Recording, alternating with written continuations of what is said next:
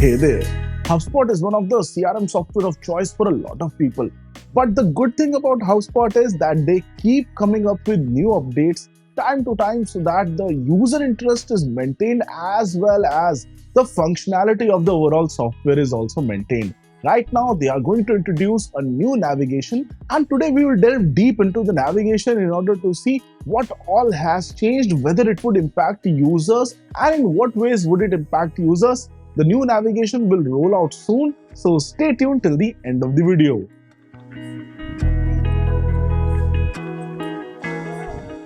So now let's take a quick look inside the navigation. Right now it looks like this. We will not go into the beta just yet. Click on the settings. You can see that all of this is here. Now HubSpot says that all of this is very cluttered. Okay, we will agree with them.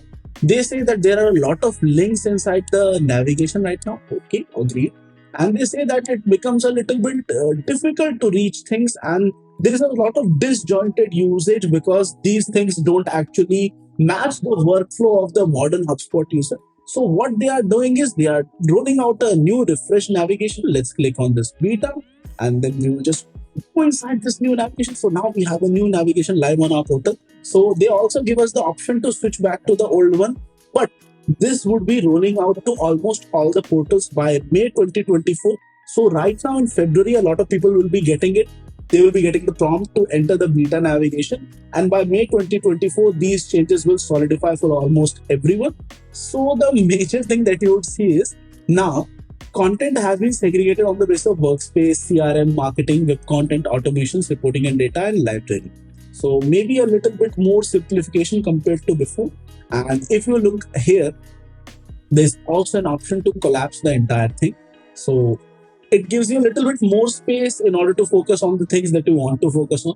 A lot of people like me who are in the category of boomers, they will resist these changes. Yes, absolutely. I'm looking at you. We will resist these changes because it's ingrained inside us on how to use the old portal.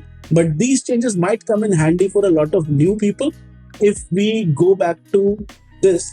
So now we can just click on that icon in order to make it persistent here. One another thing that HubSpot has said, this bar is now persistent here across user interface. So you can always search inside HubSpot from wherever you are because this bar here is now persistent. So one of the major changes right off the bat that I can see is that there is a prominent CRM section over here.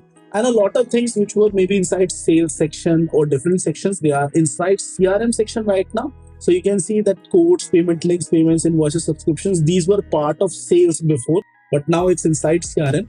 Marketing is still a different section right here. So according to HubSpot themselves, in 2017, they had almost 25 main navigation menu links. And right now in the old navigation, we had 40 navigation links inside HubSpot. Now, one of the major things to keep in mind is that eventually almost every user will be shifted to the new UI.